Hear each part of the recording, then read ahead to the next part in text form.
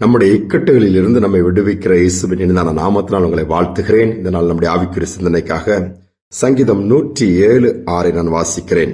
தங்கள் ஆபத்திலே கர்த்தரை நோக்கி கூப்பிட்டார்கள், அவர்கள் இக்கட்டுகளில் இருந்து அவர்களை விடுவித்தார். இக்கட்டான சூழ்நிலையை மாட்டிக்கொள்ளும் பொழுது என்ன செய்வதென்று அநேக நேரம் நமக்கு தெரியாது. யாராவது தெரிந்தவர்கள் வருவார்களா, யாராவது உதவி செய்வார்களாக கூப்பிட்டு பார்ப்பார்கள், கத்தி பார்ப்பார்கள், அல்லது பல விதத்திலே முயற்சி எடுத்து பார்ப்பார்கள். அது எல்லாம் எந்த விதத்திலும் பயனற்று போனால் என்ன செய்வது? வேதம் சொல்கிறது, தேவாதி தேவனை நோக்கி, உன்னதமான தேவனை நோக்கி இயேசுவே என்று சொல்லி கூப்பிடும் என்று சொன்னால் நிச்சயமாகவே அவர் இக்கட்டுகளிலிருந்து விடுவிப்பாராம். வேதத்திலும் பழைய ஏற்பாட்டிலே நியாயாதிபதியின் புஸ்தகத்திலே 15ஆம் அதிகாரத்திலே பார்க்கும் பொழுது, பெலிஸ்தேர்கள் சிம்சோனை பிடித்துவிட்டு சூழ்ந்திருக்கும் பொழுது அவன் அவர்களுக்கு விரோதமாக யுத்தம் பண்ணுகிறான். கையிலே கிடைத்தது ஒரு பச்சையான கழுதை தாடை எலும்பு தான். அதை வைத்து 1000 பேரை கொள்கிறான். சத்துருக்களை அழித்து விட்டு அடுத்தால் வரும்பொழுது பயங்கரமான தண்ணீர் தாகம், நாவு வறண்டு போய்விட்டது. ஆனால் அதை பார்க்கும் பொழுது மிகவும் தாகமடைந்து கர்த்தரை நோக்கி கூப்பிடுகிறான், தேவரீர் உமது அடியேன் கையினால் இந்த பெரிய ரட்சிப்பனைக்கு கட்டளையிட்டு இருக்கிறீங்க. ஆனா இப்போ தாகத்தினால் நான் செத்து இந்த விருத்த சேதனம் கையில நான் விழணுமா, ஒண்ணுமே முடியலையேன்னு சொல்லி கூப்பிடும் பொழுது ஆண்டவர் என்ன பண்ணுகிறாங்க, ஒரு பள்ளத்தாக்கை பிளந்து தண்ணீரை வர வைக்கிறார். அதை எடுத்து குடிக்கிறான். அப்பொழுது ஜீவன் வந்ததுங்கிற போரி வேதம் சொல்லுகிறது. அதை இக்கட்டான சூழ்நிலையில கூப்பிடும் பொழுது கர்த்தர் பதில் கொடுத்தது மட்டுமல்ல, அங்கு சிம்சோனுக்கு என்ன தேவை என்பதை அறிந்து அந்த தண்ணீரை கொடுத்து காப்பாற்றுகிறார். நம்முடைய வாழ்க்கையிலும் கூட அப்படிதான். கூப்பிடும் பொழுது ஆண்டவர் நம்முடைய சத்தத்திற்கு பதில் கொடுப்பார். அதை கேட்டு பதில் கொடுத்து அந்த இடத்திலே நம்மை விடுவிப்பார் என்பதை நாம் மறந்துவிடக்கூடாது. குறிப்பிட்ட ஒரு பகுதியிலே ஊழியம் செய்யும்படியா ஒரு மனிதன் போகிறார். பல கிராமங்களில் போய் ஆண்டோடைய வார்த்தையை சொல்ல வேண்டும், அந்த ஜனங்களை கர்த்தருக்குள் நடத்த வேண்டும் என்பது இவருக்குள் கொடுக்கப்பட்ட ஒரு பாரம். ஆண்டோடைய அழைப்பும் அதுதான். போகும்பொழுது குறிப்பிட்ட கிராமத்தார் அவரை பிடித்து கட்டி வைத்து அடிக்க ஆரம்பித்து விட்டார்கள். ஏதோ நம்முடைய கிராமத்தில் திருடுவதற்கு வந்திருக்கிறார் என்று சொல்லி அடுத்த சில மணித்துளிகளிலே அந்த ஊரின் தலைவர் வந்து தீர்ப்பு கொடுக்க வேண்டும். என்ன செய்வது? இவர் சொல் எடுபடவே இல்லை. அடுத்து மறித்து விடுவோம், கொன்று விடுவார்கள் என்கிற நிலைமைக்கு வந்து விட்டார். ஆனாலும் உள்ளத்தின் ஆழத்திலிருந்து உன்னதமான தேவனை நோக்கி கூப்பிடுகிற, ஆண்டவரே நான் இக்கட்டில் மாட்டிக்கொண்டிருக்கிறேன், என்னை விடுவிக்க யாருமே இங்கே கிடையாது, நான் கத்தியும் பிரயோஜனம் கிடையாது, சொல்லியும் பேசியும் பிரயோஜனம் கிடையாது, ஜனங்கள் முரட்டாட்டமா இருக்கிறான்னு சொல்லும் பொழுது அங்கு அந்த ஊர் தலைவர் வந்து உட்கார்ந்து விட்டார். விசாரணை ஆரம்பித்து விட்டது. இவரை கொல்வதற்கு எல்லாம் ஆயத்தமாகி விட்டார்கள். ஆனால் அந்த நேரம் பார்த்து நல்ல ஒரு உயர்ந்த போலீஸ் அதிகாரி போல ஒரு மனிதன் அந்த இடத்துல கம்பீரமாய் புறப்பட்டு வருகிறார். அந்த அவரை பார்த்தொரு ஊரை நடுங்க ஆரம்பித்து விட்டது. ஏதோ பெரிய அரசாங்க அதிகாரி வருகிறார், நம்படி நாம் என்னன்னு சொல்லி இப்படி பயந்து இருக்கும் பொழுது, ஏன் இவரை கட்டி வைத்தீர்கள் அவர் அந்த கமாண்டிங் சவுண்டா கேட்கும் பொழுது இவர்கள் அமைதியா இருக்கிறார்கள்.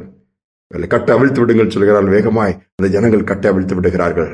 உடனே அந்த மனிதர் இவரை பார்த்து, நீ புறப்பட்டு இந்த இடத்தை விட்டு அப்புறமாக போக வேண்டிய வழியை காண்பிக்கிறார், அந்த வழியாய் புறப்பட்டு போன்னு சொல்லி அவர் வேகமாய் புறப்பட்டு போய்விடுகிறார். எல்லாம் ஊரே நிசப்தமாக அமைதியாகிவிட்டது. ஒரு தலைவராலும் ஒன்று செய்ய முடியாது. அவருக்கும் பயம், நம்மளும் எதோ பண்ணி விடுவார்கள் என்று சொல்லி கடைசியிலே கொஞ்ச தூரம் அவர் போய் கொண்டிருக்கும் போது இந்த மனிதனம் கொஞ்ச தூரம் போய்விட்டு, குறிப்பிட்ட இந்த இடத்திற்கெல்லாம் வராது, அந்த பகுதியாக நீ போய் அங்க போ அப்படி சொல்லிவிட்டு போகும்போது திடீர்னு சரி என்று சொல்லிவிட்டு அவர் போகிறார். பின்னாடி திரும்பி பார்த்தால் அந்த நபரை காணும். யார் என்ன திடீர்னு வந்தாண்டவருக்கு ஒரே யோசனை, உன்னை குழப்பமாயிட்டுச்சு. திரும்ப அடுத்தால் தான் போய் வேதத்தை எடுத்து திருப்பும் பொழுது தூதர்களை அனுப்பி கர்த்தரை விதமாய் விடுவிப்பார் என்பதை வேதத்தின் மூலமா அறிந்து கொண்டாராம். அப்பொழுது அந்த மனிதருக்கு தெரிந்தது, இந்த இக்கட்டான சூழல் எனக்கு யாருமே உதவி செய்யல, யாராலும் வர முடியாது, ஆனால் கர்த்தர் தமது தூதனை அனுப்பி, தூதன் தான் அந்த வடிவில் வந்து நம்மளை விடுவித்திருக்கிறார் என்பதை அறிந்து ஆண்டவருக்கு நன்றி செலுத்தி தொடர்ந்து வேறு பகுதியில் ஊழியத்தை செய்தாராம். யோசித்து பாருங்கள், யாருமே வர முடியாத இடத்துல இனி அவ்வளவுதான் நீங்க முடிவுக்கு வந்துடாதங்க. தேவனால் எல்லாம் கூடும். எப்படிப்பட்ட சூழ்நிலை அவரால் மாற்ற முடியும்? வனாந்தரத்தே வயல்வெளியா மாற்றுகிறவர் அல்லவா? அவாந்தரத்தில் ஆறுகளை புரண்டோடி பாயச் செய்கிறவர். ஆள் இல்லாத இடத்துல கூட கூப்பிடும் பொழுது ஆண்டவர் தூதர்களை அனுப்பி அற்புதங்களை செய்கிறவர். உங்கள் இக்கட்டான சூழ்நிலையில செய்ய வேண்டியது ஒன்றே ஒன்று, இயேசுவை நோக்கி கூப்பிடுவோம். உடனே மறு உத்தரவு வரும். பிரச்சனைக்கு, இக்கட்டான சூழ்நிலைக்கு ஒரு தீர்வு உண்டாகும். நாம் விடுவிக்கப்படுவோம். ஜெபிப்போம். அன்பின் தகப்பனே, இக்கட்டான சூழ்நிலையில யாருமே உதவி இல்லாம ஒதுங்கி போயிடுவாங்கப்பா. ஆனா நீங்க அப்படி இல்லை.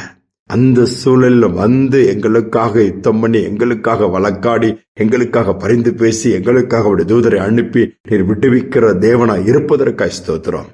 ஒருவேளை எனக்கு பிரச்சனைகள் இல்ல, சிக்கல்கள் இல்ல, இக்கட்டுகள் இல்ல, மாட்டிட்டு வழி தெரியல, எனக்கு முடிவெடுக்க முடியல, போராட்டமா இருக்குது, நம்பிக்கை இல்ல, எனக்கு பயமா இருக்குது, என்ன செய்யறது அடுத்து, எப்படி நடக்கும், இது என்ன மாதிரி முடியும்னு தெரியலேன்னு சொல்லி குழப்பத்தோடு, கண்ணீரோடு, பயத்தோடு, திகிலோடு இருக்கிற பிள்ளைகள் இன்னைக்கு ஒருவேளை உண்மை நோக்கி கூப்பிடுவார்கள் சொன்னா, என் தேவன் அந்த பிள்ளைகளுடைய கூப்பிடுதலின் சத்தத்திற்கு இறங்குவீராக, பதில் கொடுப்பீராக, ஒரு வழியை திறப்பீராக, அப்படிப்பட்ட பிரச்சனை இக்கட்டுகளுக்கு ஒரு முடிவு கட்டுவீராக. விடுதலை உண்டாகட்டும்.